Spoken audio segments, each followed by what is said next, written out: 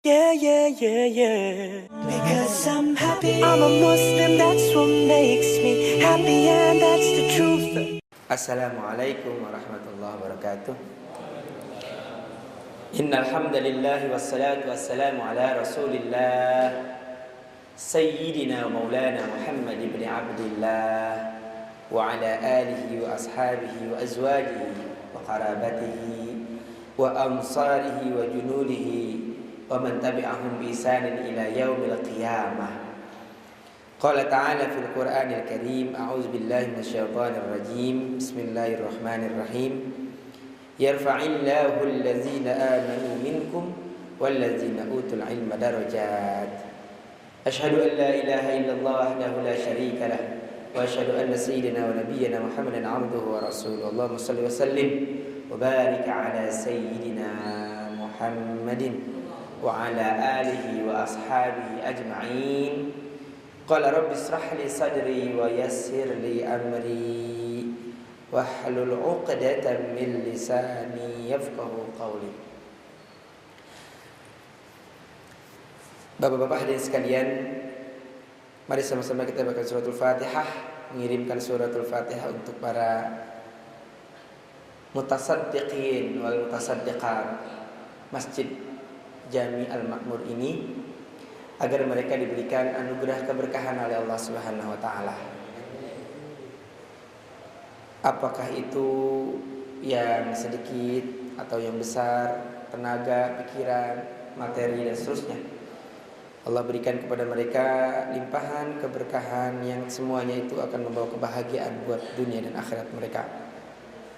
Kemudian kita kirimkan Fatihah untuk pengarang kitab ini. Semoga Allah Subhanahu wa taala melapangkan makbarahnya, senantiasa diampuni segala dosa-dosanya. Ala hazini wa ala kulli niyatin salihah wa ila hadratin nabi syai'ulillahi lahum al-Fatihah. Bismillahirrahmanirrahim. Alhamdulillah. Iyyaka na'budu Siratal ladzina an'amta 'alaihim ghairil maghdubi 'alaihim. Alhamdulillah, yang sama-sama kami hormati seluruh jajaran pengurus Dewan Kemakmuran Masjid Al-Makmur yang saya tersampaikan satu-satu, imam kita maghrib yang dimuliakan Allah Subhanahu wa taala. Syukur alhamdulillah pada kesempatan kali ini kita bisa mengisi kembali rutinitas kita selaku hamba Allah. Tentunya kita mengkaji ilmu Allah yang tentunya masih banyak yang tidak kita ketahui. Mudah-mudahan pengetahuan kita yang sedikit demi sedikit ini bisa kita jadikan sebagai landasan untuk kita beribadah kepadanya. Kemudian salawat dan salam bersama-sama dicurahkan kepada Nabi besar Muhammad sallallahu alaihi wasallam, Rasul yang telah membawa kita semua dari zulumat hingga alam yang penuh dengan maklumat, ilmu pengetahuan yang membawa kita kepada beriktikad hanya kepada Allah Subhanahu wa taala. Mudah-mudahan kita menjadi hambanya yang terus melaksanakan sunnah-sunnahnya sehingga kita mendapatkan syafaat beliau pada hari kiamat nanti. Amin ya rabbal alamin. Kajian kita pada malam hari ini yaitu tentang as-sutrah amamal musalli. As-sutrah itu zaman sebelum ada sajadah, itu dulu Rasulullah beserta para sahabat itu menggunakan tirai. Tirai itu bisa dibuat dari panah, ditaruh di depan, tombak ditaruh di depan, atau kayu ditaruh di depan sebagai penanda kalau ada orang lagi sholat. Apakah itu di jalan atau bukan di jalan, apa namanya, di lapangan, ya. Sehingga orang itu tahu kalau ada orang yang sedang sholat. Nah, ini kita kaji pada malam hari ini, hukumnya, asal usulnya dan seterusnya. Kalau sekarang yang kita ketahui kan sudah jelas. Ini apa tuh? Sejadah. Sudah biasa ya. Yang tidak kita mengetahui perkembangan awalnya dahulu, bagaimana itu terjadi gitu kan. As-sutrah amamal musalli, tirai yang berada di hadapan orang yang salat. Hukmuha, bagaimana itu hukumnya? Hukum memasang sutrah atau sutrah atau penutup. Sutrah ya. Sutrah itu tirai, maksudnya tirai, bukan penutup, tirai ya. Yustahabbu lil musalli ayyaj'ala baina yadayhi sutratan tamna'ul mururo amamah. Disunnahkan bagi orang yang sholat untuk menjadikan sutrah, tirai, baina yadayhi, di hadapannya, di depannya. Untuk apa? Tamna'ul murur. Ini sifat dari sutrah. Sifatnya itu untuk mencegah orang lalu lalang. Murur. Murur itu bolak-balik. Lewat-lewat mulut misalnya, itu namanya murur namanya. Makanya ada istilah apa dalam bahasa Arab itu yang lalu lintas itu ya, lupa dah saya tuh. Nah, itu istilahnya murur juga. Wa takuffu basarahu, dia itu memfokuskan penglihatannya. Amma wara'aha, di belakang tirai itu. Jadi jangan sampai penglihatannya itu melebihi tirai yang udah ditandai sama dia. Amma wara'aha itu yang ada di sana, nggak usah kesana-sana, matanya itu. Jadi pandangannya itu dia fokus kemana? Ya kalau sekarang sajadah lah ngomongnya biar gampang ya. Sajadah.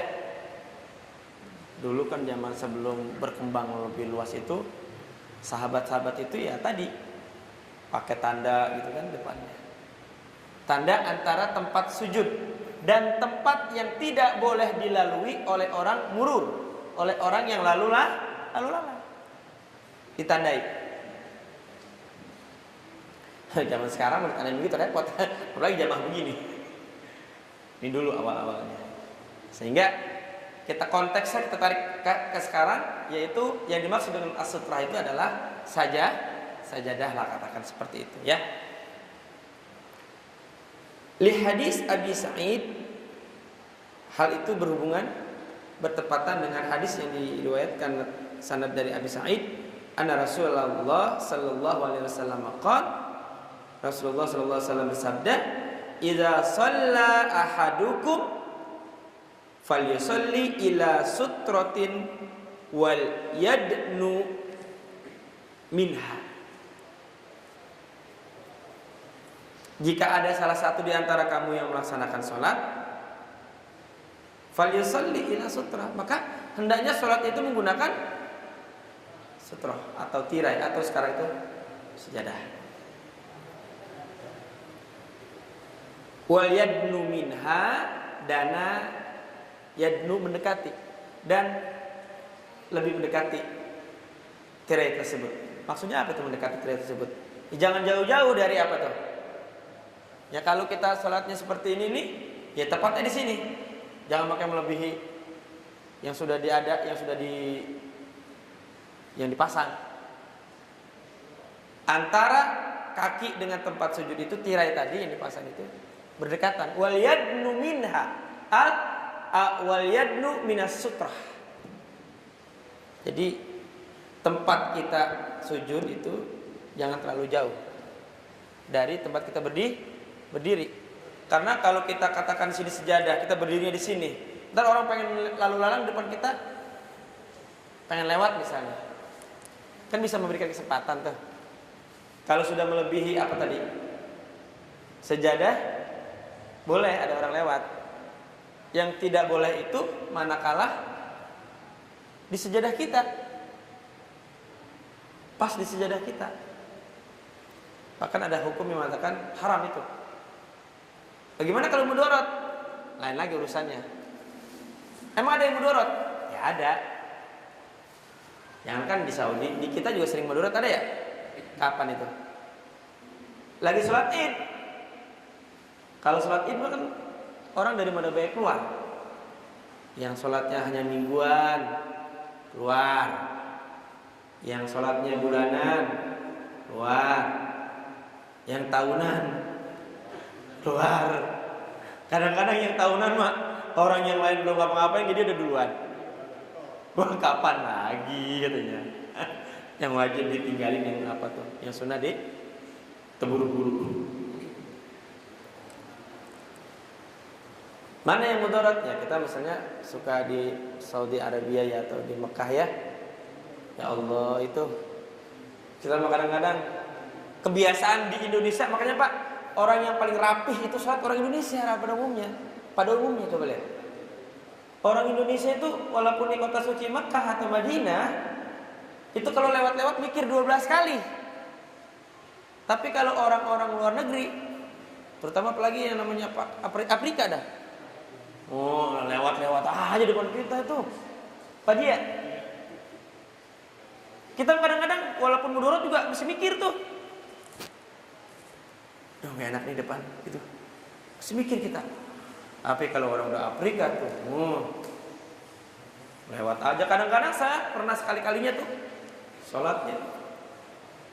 Kita mau lagi takbir, tiba-tiba zek depan kita. Ini saya sujudnya di mana? Di depan pisang Pak. Saya sujudnya di mana nih ya?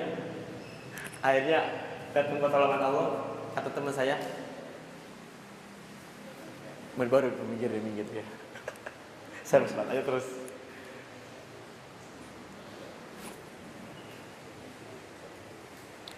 Wa 'an Ibnu Umar anna Rasulullah sallallahu alaihi wasallam kana idza kharaja yaumal 'id amara bil hurbah fatuda'u baina yadayhi fa yusalli ilaiha wan nas wara'ah wa kana yaf'alu dzalika fis safar summa takhazaha al umara. Nabi manakala keluar pada hari Id ya, memerintahkan untuk meletakkan di depannya itu tirai. Kemudian dia sholat beserta orang-orang yang lain. Hal itu Nabi lakukan, apakah bisa dilakukan pada saat safar? Dia sedang perjalanan. Summat takhazahal umara. Kemudian hal itu dilakukan oleh para amir-amirnya atau para pemimpin-pemimpin lainnya. Jadi Nabi itu kalau sholat Id atau pergi safar, pergian, itu suka menandakan di depannya itu suatu tirai. Ya. Zaman dulu, ya mungkin zaman di awal-awal Islam baru muncul, ya belum ada sejadah, maka diadakanlah tirai. Tirai itu bentuknya bisa tombak, bisa kayu, bisa besi, bisa panah dan seterusnya. Tujuannya tadi tamna'ul murur, untuk mencegah orang itu berlalu lalang di depan kita. Makanya kita kalau sholat itu ada orang di Masjid Al-Makmur, kita lagi sholat, ada orang lewat depan kita, lebih baik tangan kita ngapain? Ngasih kode, ngasih isyarat, jaga depan, jangan sampai lewat gitu. Kalau dari sampai sini, jaga sini, jangan lewat, kita lagi sholat gitu. Jadi fungsi sajadah yang ada di kita ini, yang kita pakai setiap hari ini adalah tamnaul murur, agar mencegah orang lain itu lalu lalang di depan kita. Kan buat orang yang tidak paham bisa saja Pak. Buat kita yang paham mungkin paham, oke nggak usah lewat situ, itu adalah masalah. Atau kita nggak tahu kalau ada orang lagi sholat, mungkin kita lagi berdiri, nyangkanya orang itu sedang berdiri, lewat saja tiba-tiba kita. Nah, tapi orang tadi kasih kode supaya tidak mencegah kehadirannya, lalu lalangnya maksudnya, mencegah mondar-mandir dia di situ.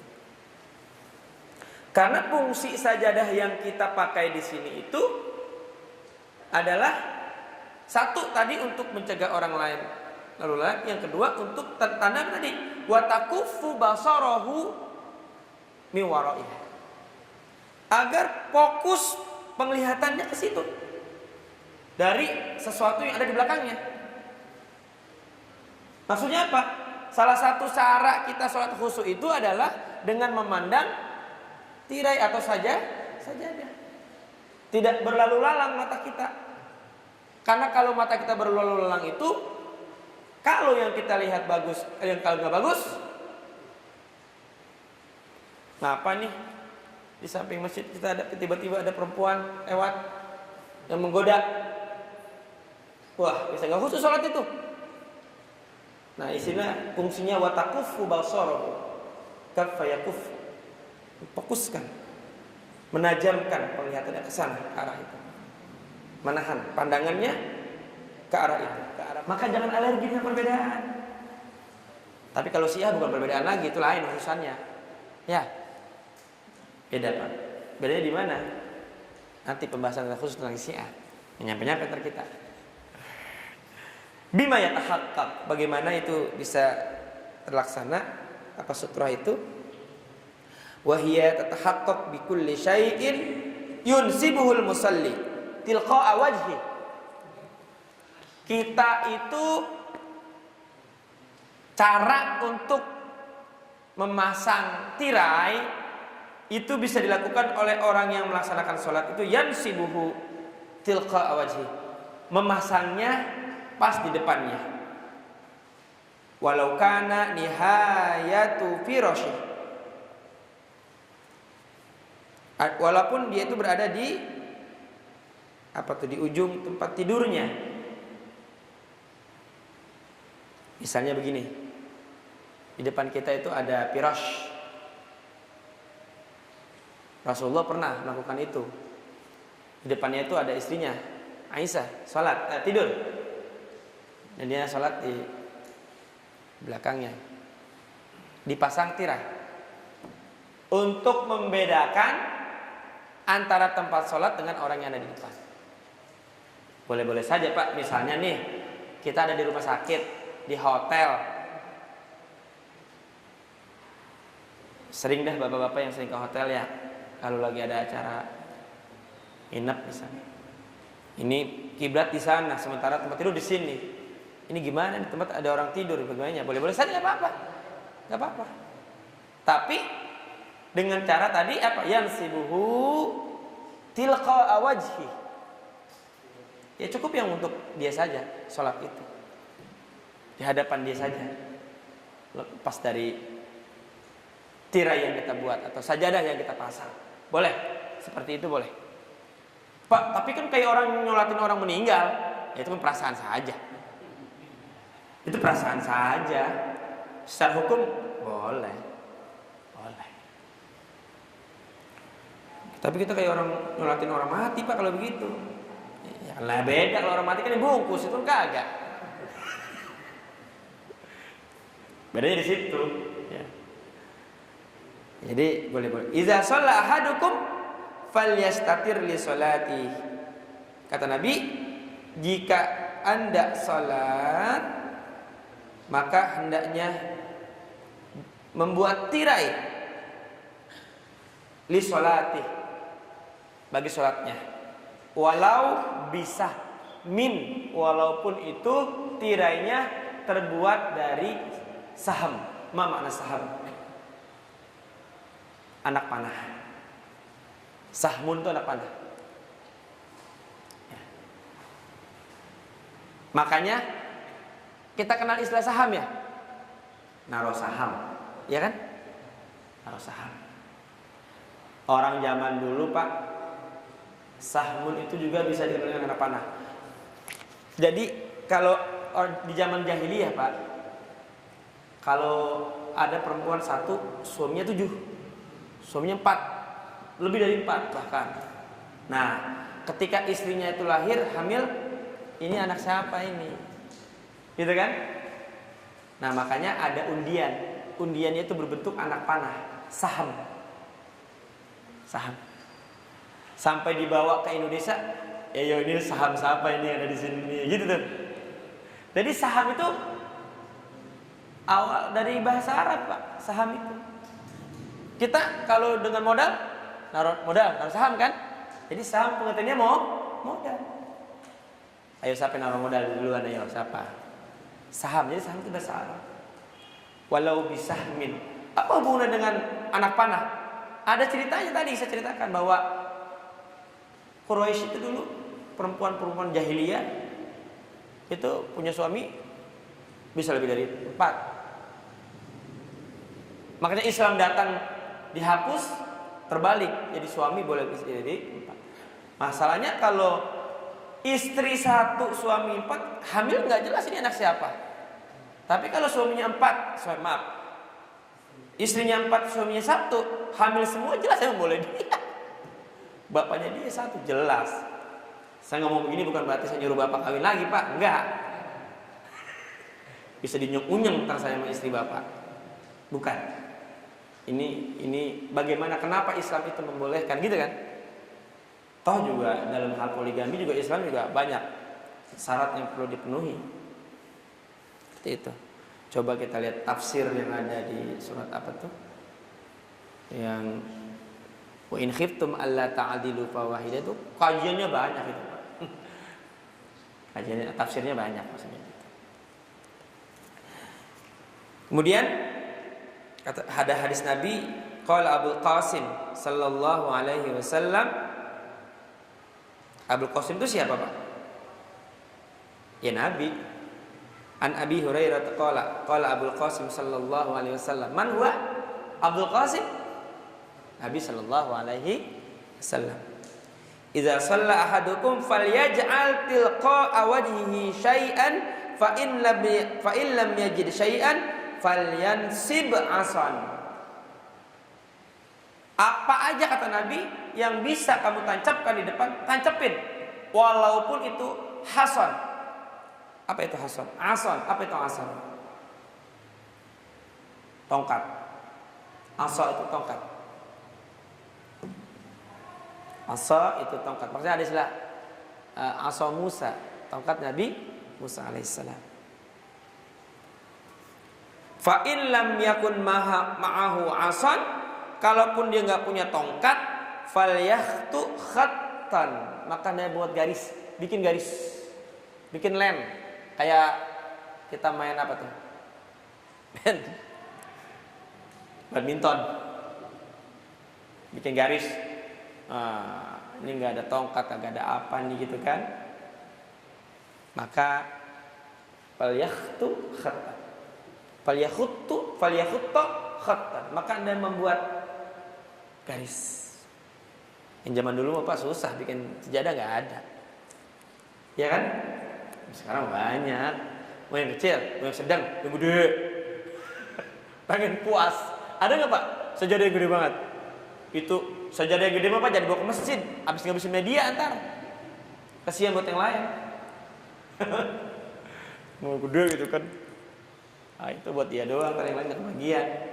Ujung-ujungnya aturan untuk 2 orang buat dia sendiri. Kentar sawu sufu vakum, repot orang. Sawu sufu vakum. Aduh, mau deketin ini sejadah dia deh, gimana? Oh yang pas aja, yang pas kita tuh Pak. Satu gitu tuh. Gitu, takut nanti di masjid perbotnya nggak nyiapin misalnya kan? Kita khawatir nanti nggak fokus kalau nggak ada sejadah, bawa dari rumah. Tapi kalau sholat jamaah, insyaallah kita kalau udah ada barisannya nggak pakai sejadah juga orang udah tahu. Makanya dikatakan sutratul imam sutratun lil makmum. Ya, tirai imam itu bisa jadi buat tirai makmum. Jadi makmum bisa jadi tirai gitu kan. Makmum yang berdiri itu. Udah jangan lewat situ, itu udah makmum, udah jangan lewat situ. Kayak gitu. Sutratul imam sutratun lil makmum. Jadi batasannya buat makmum itu ini imam sini. Terus seterusnya. Jadi kalau kita bicara masalah di Madinah maupun di Mekah, ya memang segala sesuatu itu ada bahas daruratnya Pak. darurat. Ya memang susah banget kalau di Madinah kita batal nih. Mana mau lihat atas nggak bisa. Oh ya udah orang sholat. Kalau kita nggak melakukan keluar ya nggak sholat kita. Ya udah keluar pelan-pelan aja. Kalau perlu jangan terlalu dekat dengan orangnya, di ujung lah gitu ya. Tapi kan orang Afrika mah kagak begitu pak. Orang Afrika tuh, pada umumnya orang Afrika dah. Itu di depan kita aja lewat kita. Ya, makanya di sana itu paling sopan tuh orang Indonesia pak. Pada umumnya orang-orang Indonesia yang paling sopan. Ya, sopan-sopan dan banyak yang noraknya juga. Sama orang India dah. Ya. Karena memang dari keterbatasan keilmuannya itu kali ya. Itu. Jadi ini dulu dia mencerita dulu. Jadi kalau tidak ada alat-alat seperti yang Rasulullah sebutkan tadi, tongkat, panah dan sebagainya, falyakhutta khatta. Garis saja, bikin garis. Makanya di masjid-masjid tertentu ada garis kuning ya. Dibikin garis kuning. Lurus atau hijau.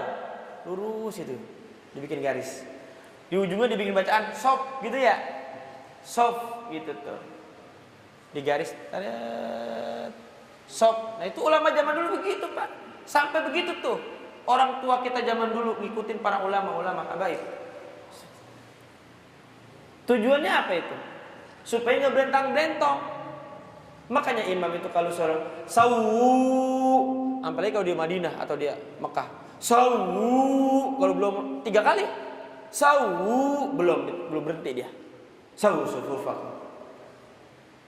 Fa inna taswiyatas sufuf min tamamis shalah, atau sawu sufufakum wa'tadilu. Itu imam pak, enggak subuh, enggak zuhur, enggak asar, enggak maghrib, enggak isya, selalu begitu. Sawu sufufakum wa'tadilu. Rewel di masjid sana itu.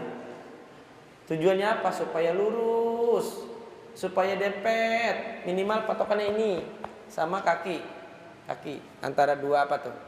Anak jari apa? Kaki. Kelingking. Nah, di tempat-tempat di daerah-daerah pak khusus ya. Tadi saya katakan ditarik garis kuning. Ya mungkin kalau lagi perbotnya gulung tikar kan udah bisa jadi apa tuh? Patokan gitu kan. So, di ujungnya bacaan sof, sod sama fa. Pernah dengar gak pak? Pernah lihat? Sof. Apa artinya sof itu? Baris. Tanda baris. Sufuf namanya. Ya. Sufufakum jamaknya itu artinya sop kamu itu luruskan. Wa'tadilu, apa tuh wa'tadilu? Lurus. Enggak boleh ada yang, kan saya dulu pernah bahas ya, cara kita supaya lurus itu masing-masing kita mengingatkan teman yang ada di kanan kiri kita. Kanan kita. Kalau kurang maju dikit. Saya pernah kejadian pak di Masjid Mujahidin. Engkong saya sendiri. Engkong saya ahli silat dan masih kecilnya mau suka silat. Dia kurang lurus, saya lurusin pelan-pelan. Begini pak. Ngapa kong? Gua kirain ngapa lo katanya. Kalau orang tua yang punya ilmu silat itu suka spontanitas. Sama juga saya sering kejadian begitu pak. Waktu pas pulang umroh di atas Laut Banten kalau salah itu kan mendarat di Cengkareng ya. Soekarno-Hatta kan melewati itu. Itu udah mendarat tiba-tiba itu pesawat saya nggak tahu bagaimana ceritanya. Itu langsung begitu pak.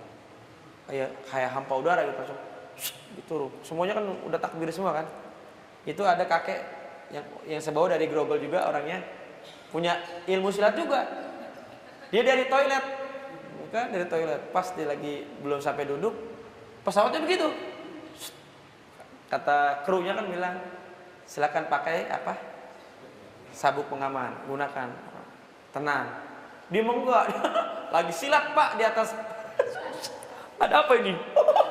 Ada apa ini? Kata saya. Duduk, maksudnya paling tidak harus duduk dulu lah gitu kan. Amannya. Lagi sholat di atas pesawat engkau mati. Makanya pelan-pelan, jangan sampai maju gitu. Pelan-pelan ya. Maju. Supaya apa? Supaya kita semuanya mengkoreksi diri kita. Jadi lurus. Jangan kadang kagak. Kita sholat aja. Imam sendiri aja lagi ya. Jadi seperti itulah kejadiannya. Makmum dengan imam nggak sinkron. Ya. Makanya harus dilurus, lihatin dulu, rapatkan. Kalau belum masih ada 1 2 yang kosong, maju. Isi dulu, jangan bikin dulu barisan. Isi dulu. Ini kadang-kadang kan orang kampung kita masih ada barisan, masih ada yang 2 3 diisi, dia udah barisan lagi, nggak sabar. Padahal semakin kita di depan semakin pahala besar kan? Kata Nabi kan, seandainya umatku tahu kalau di depan baris pertama itu pahalanya besar, maka dia akan berundi siapa duluan yang mau. Karena semuanya berebut. Gitu. Ini suruh ajan ini susah gitu, ini suruh ajan. Main tarik-tarikan. Padahal azan itu semakin banyak orang yang datang, sebanyak itulah dia dapat pahalanya. Imam semakin banyak orang yang datang, semakin itu pula dia banyak. Tahrimul murur baina yadil musalla wa sutratih. Haram kita itu berlalu lalang di hadapan orang yang salat. Udah Aisyah ya? Bisa ya? Baik, nanti insyaallah bulan depan udah tutup belum? Belum. Kita insyaallah pertengahan Juni ya. Dengan Juni puasa, berarti Juni masih ada. Insyaallah masih ada. Kita habisin deh ini masalah ini. Atau kalau perlu masalah apa yang dikaji? Tarawih aja ya.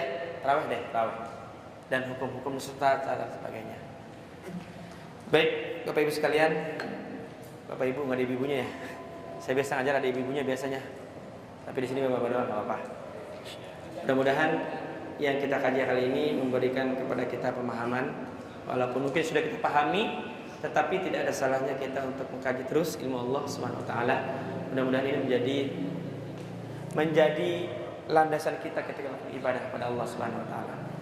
Wallahu a'lam bishawab. Assalamualaikum warahmatullahi wabarakatuh.